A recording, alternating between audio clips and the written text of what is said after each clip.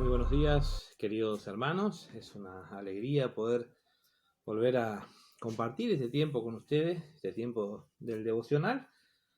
La verdad que es muy bueno que todos los días tengamos este tiempo donde nos edificamos, donde Dios permite que varios hermanos compartan el mensaje con el motivo, con el objetivo de que nosotros seamos edificados en la gracia de Dios. Así que vamos a compartir en esta mañana un pasaje, vamos a buscar en Primera de Tesalonicenses, capítulo 4, y vamos a leer desde el versículo 3 en adelante, ¿sí?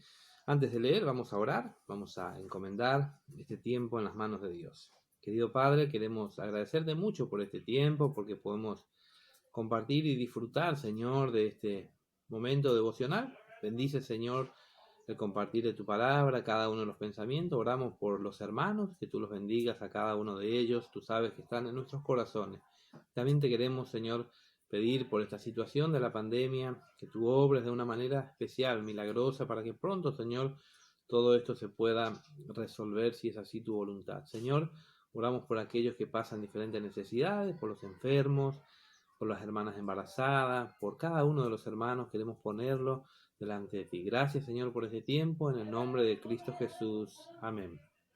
Bien, vamos a leer entonces este pasaje. Dice Primera de Tesalonicenses, capítulo 4, versículo 3. Dice así: Pues la voluntad de Dios es vuestra santificación, que os apartéis de fornicación, que cada uno de vosotros sepa tener su propia esposa en santidad y honor, no en pasión de concupiscencia, como los gentiles que no conocen a Dios, que ninguno agravie ni engañe en nada a su hermano, porque el Señor es vengador de todo esto, como ya os hemos dicho y testificado, pues no os ha llamado Dios a inmundicia, sino a santificación. ¿Sí?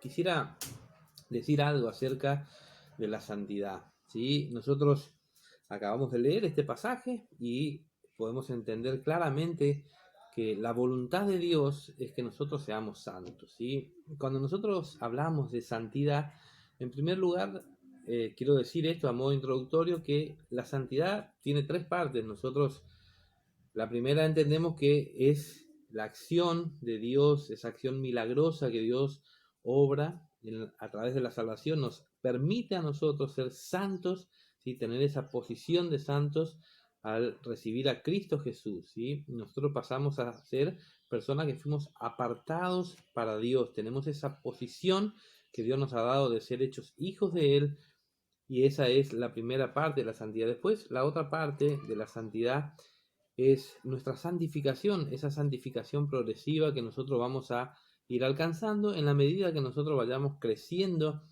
¿sí? En la gracia de Dios, y Dios vaya obrando en nuestra vida y nosotros vayamos también haciendo un trabajo en nuestra vida y vayamos apartándonos de todo tipo de maldad. Ese proceso de santidad es el que nosotros vamos a decir algo brevemente ahora, ¿sí? Yo había dicho tres, la otra parte es la que nosotros vamos a recibir cuando vayamos a la eternidad y seamos santos ya sin contacto con el pecado. Pero yo quisiera decir algo rápidamente de esto, ¿sí? De la santificación progresiva, de esto que nosotros vamos obteniendo.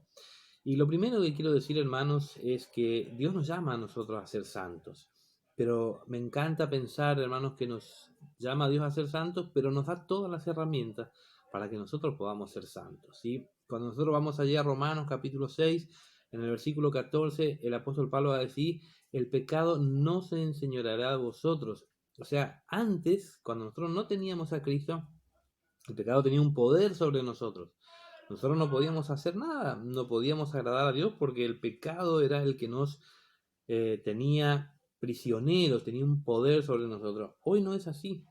Hoy nosotros hemos recibido, ¿sí?, la liberación del poder del pecado gracias a la obra de Cristo. Pero también hoy Dios nos da a nosotros al menos sí dos herramientas, más tres, podríamos decir, y más herramientas también para que nosotros podamos vivir una vida en santidad. Y yo quisiera decir dos cosas. La primera es la palabra de Dios. Nosotros tenemos la palabra de Dios, una herramienta que nos ayuda a nosotros a vivir en santidad. A través de ella Dios permite que nosotros le conozcamos y que sepamos todo lo que Él quiere para que nosotros vivamos una vida en santidad. Y el Espíritu Santo es el que obra para que nosotros podamos vivir en santidad. O sea, es posible vivir una vida en santidad. Nosotros podemos vivir una vida que agrade a Dios en todo, porque Dios nos da a nosotros el poder para poder hacerlo, nos da a nosotros la fuerza a través de su palabra y del Espíritu Santo para que nosotros podamos vivir esta vida en santidad. Ahora, quiero decir algunas cositas rápidas, ¿sí? Nosotros muchas veces quizás a raíz de errores que cometemos, de malos pensamientos o de nuestro carácter, ¿sí? Actitudes que nosotros muchas veces tenemos o cómo eh, nos comportamos frente a determinadas situaciones, por ahí podemos a veces pensar que es imposible, ¿sí? Vivir una vida en santidad. Y el diablo muchas veces hace eso, ¿sí? Y entonces muchas veces eso hace que una persona se desanime frente a eso. A veces, ¿sí? Quizás por diferentes situaciones, hay personas que poco a poco, ¿sí? Van eh, decayendo porque ven un concepto equivocado en cuanto a la santidad. Hay cuestiones culturales, ¿sí? Cuestiones que tienen que ver con tradiciones que uno a veces recibió. A mí me tocó desde chico vivir en un ámbito donde quizás la santidad no tenía nada que ver con lo que nosotros hoy entendemos bíblicamente. La santidad por ahí era una forma de vida diferente que llevaba a alguien que estaba en un monasterio, que vivía una vida apartada, separada del resto de la sociedad.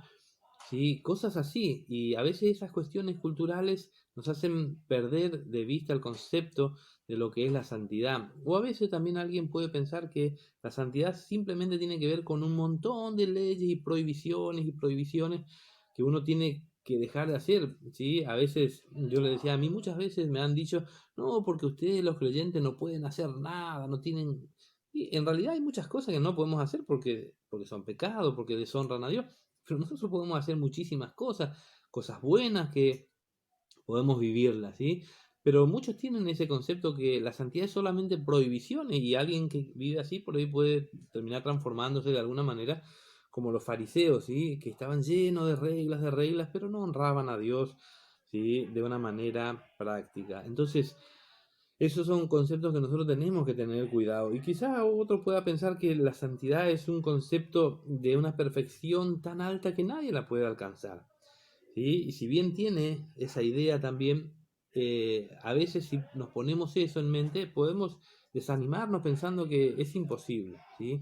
Pero nosotros tenemos que entender que sí es posible vivir una vida en santidad. Quizás todas estas cosas que dijimos tienen alguna connotación en lo que tiene que ver con la santidad, ¿sí? Tenemos que tener en cuenta, en primer lugar, que ser santo, ¿sí? La Biblia nos enseña que para nosotros ser santo tenemos que estar apartados del pecado, ¿sí? Para nosotros la santidad tiene que ver con eso, con apartarnos del pecado y que nosotros tengamos una vida moralmente, ¿sí? Intachable. Eso es lo que Dios nos pide a nosotros. Pero nosotros no es que vamos a lograr eso solo. Dios nos da toda la fuerza y las herramientas para que nosotros podamos vivir esa vida en santidad, ¿sí? La palabra santo, ¿sí? Significa justamente eso, apartado para Dios. Nosotros tenemos que vivir una vida apartada para Dios. Tenemos que vivir una vida que honre a Dios, ¿sí? Nosotros debemos vivir, ¿sí? De esta manera. Nosotros fuimos llamados para vivir una vida en santidad, una vida que corresponda con el llamamiento que nosotros hemos sido. Pero lo que yo quisiera dejarle en esta mañana como pensamiento es, nosotros podemos vivir una vida en santidad. Dios nos da a nosotros las herramientas, Dios nos da a nosotros la fuerza para que nosotros podamos vivir una vida en santidad. Nosotros leímos este pasaje de Tesalonicenses donde dice, pues la voluntad de Dios es vuestra santificación. Sí, que nosotros nos apartemos, va a dar algunos ítems de los cuales tenemos que apartarnos, pero en realidad tenemos que apartarnos de todo tipo de pecado, ¿sí? Pero también termina el versículo 7 diciendo, pues no nos ha llamado Dios a inmundicia, sino a santificación. Pero yo quiero dejarle este concepto, hermano. Nosotros podemos vivir porque Dios nos da a nosotros todas las herramientas para poder vivir una vida en santidad. Yo les citaba el pasaje de Romanos 6:14 que dice que el pecado no se enseñoreará de vosotros. O sea, el pecado no puede más tomar posesión de nosotros, porque ahora tiene posesión el Espíritu de Dios en nuestras vidas. Y ese Espíritu es el que nos da a nosotros la fuerza necesaria para poder vivir una vida en santidad. Y yo quisiera desafiarle a usted, desafiarme a mí también a vivir esta vida en santidad, pero siempre confiando que la gracia de Dios, su palabra, ¿sí?, y el Espíritu Santo nos van a dar siempre la fortaleza para que nosotros podamos vivir esa vida en santidad. Y esas cosas que por ahí vienen a nuestra mente, que nos quieren hacer pensar que es imposible vivir una vida en santidad, que nosotros la dejemos de lado y honremos a Dios buscando siempre, ¿sí?, esa vida en santidad. Dios le bendiga muy ricamente, hermanos, en este tiempo, que usted pueda, ¿sí?, a pesar de estar quizá un poco aislado del resto de los hermanos, pensar siempre, ¿sí?, que usted tiene que vivir una vida que honra a Dios, una vida que agrade a Dios en todo lo que usted hace, ¿sí?, y que Dios permita que pronto podamos volver a encontrarnos y disfrutar de esta vida que Dios nos ha dado para gloria y honra de su nombre. Dios le bendiga muy ricamente, hermanos.